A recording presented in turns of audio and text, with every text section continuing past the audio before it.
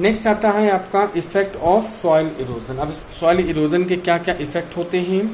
Soil erosion harms the whole ecological balance of the nature as the habitat for micro organism is disturb. अब soil इरोजन से क्या होता है, जो हमारा पर्यावरण संतुलन है वो बिगड़ जाता है और हमारा सबसे ज्यादा सफर करते हैं माइक्रो ऑर्गेनिज्म, यानी छोटे छोटे जीव जंतु जो मिट्टी में रहते हैं, ठीक है, जिनके लिए मिट्टी से ही वो न्यूट्रिएंट्स लेते हैं और मिट्टी में ही रहते हैं, तो सबसे ज्यादा वो सफर करते हैं, यानी माइक्रो ऑर्गेनिज्म सफर करते हैं। As the fertile top soil get eroded, it leads to decrease in vegetation and hence decrease in rains and also global warming। अब जैसे कि टॉप सॉइल जो है वो इरोडेड हो गई, यानी कि सॉइल इरोजन हो गया है, तो वहां पे वेजिटेशन क्या करेगी, सबसे ज्यादा हट जाएगी, ग्रो नहीं कर पाएगी, क्योंकि वहां ऑलरेडी सॉइल इरोड ज्यादा है। तो वहां पे सबसे ज्यादा क्या होगा, नुकसान होगा पेड़ पौधों का, यानी वहां पेड़ पौधे ग्रो नहीं कर पाएंगे और सबसे ज्यादा वहां पर रेन भी नहीं हो पाएगी और ग्लोबल वार्मिंग के लिए ये उत्तरदायी होगी, ठीक है। It can also lead to famines and landslides in mountainous region।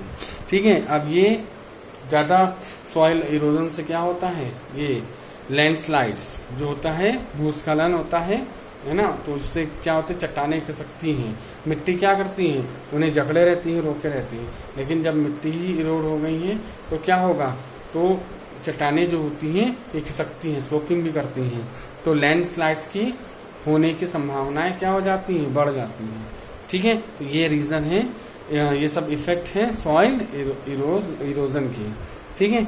Next आता है आपका properties of soil, prevention of soil erosion. अब हम कैसे उपाय करें, बचने के उपाय, प्रिवेंट करना यानी कि उसको हम कैसे बचा सकते हैं, हम अपनी मिट्टी को इरोड होने से कैसे बचा सकते हैं। कुछ ऐसे उपाय दिए हुए हैं, कुछ ऐसे प्रिकॉशंस दिए हैं या प्रिवेंशन के मेथड दिए हुए हैं जिन्हें हमें फॉलो करना है, जिसकी वजह से सॉइल इरोजन कम हो। Number 1, prevention of soil erosion is called soil conservation, यानी सॉइल इरोजन से क्या मिट्टी को बचाना, वो क्या कहलाता है, सॉइल कंजर्वेशन कहलाता है, यानी कि मिट्टी संरक्षण कहलाता है। It takes 100 of years to produce a few centimeter of soil. अब कहते हैं कि कुछ सेंटीमीटर सॉइल फॉर्म करने के लिए सैकड़ों वर्ष लगते हैं, ठीक है। The following are some of the measures that help in conserving soil. अब कुछ ऐसे ये दिए गए हैं, कुछ ऐसे वाक्य दिए हैं जिससे कि हम ये जान सकते हैं कि हम किस तरह से मिट्टी को इरोड होने से बचाते हैं, ठीक है। तो ऐसे कुछ उपाय लिखे हुए हैं। पहला है प्लांटिंग मोर ट्रीज, यानी कि सबसे मुख्य चीज यही है कि सबसे ज्यादा मात्रा में पेड़ लगाए जाएं। दैट इज एफॉरेस्टेशन, जिसे हम एफॉरेस्टेशन कहते हैं, ठीक है। Covering the barren land by grasses and herbs, यानी कि जो भी बंजर भूमि है उसको घास से, हर्ब्स से क्या किया जाए, लगाया जाए, ठीक है, वहां पे घास वगैरह की खेती की जाए, ठीक। Construction dams to control flood, यानी अगर किसी एरिया में बाढ़ आता है तो वहां पर डैम्स बनाए जाए, उस नदी पर क्या बनाए जाए, डैम्स बनाए जाए, ताकि बाढ़ को रोका जा सके, ठीक है। नेक्स्ट है adopting terrace farming technique on hilly areas and slopes. Crops are planted in terraces or steps. यानी कि अब पहाड़ी इलाके जो हैं, ठीक है, वहां पर कैसे टेरेस फार्मिंग, ठीक है, टेरेस फार्मिंग होती है जीने बना करके।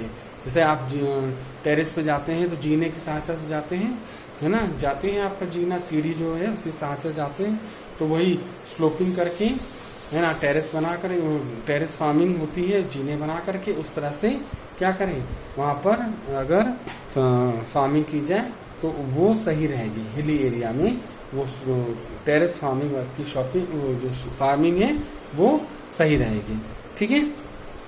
Water slows down, it flows from one step to another. अगर हम स्लोप बनाएंगे, उसमें पहाड़ी इलाकों में अगर स्लोप बना करके अगर हम फार्मिंग करेंगे तो अगर हवा पानी है तो अगर वो बहेगी भी तो क्या होगा, एक लेयर से दूसरे स्टेप पर क्या होगा, मिट्टी पहुंचेगी। अगर तेज पानी है तो मिट्टी क्या होगी, पहले स्टेप से दूसरे स्टेप, दूसरे स्टेप से तीसरे स्टेप, तो एकदम से ना हट करके वो किसी ना किसी लेयर पे रुकेगी जरूर, ठीक है, और उसकी जो फर्टिलिटी है वो मेंटेन होती रहेगी।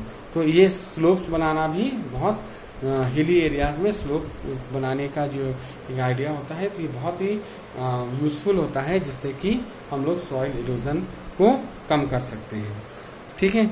Slower its flows the less top soil is pick up and prevent soil erosion.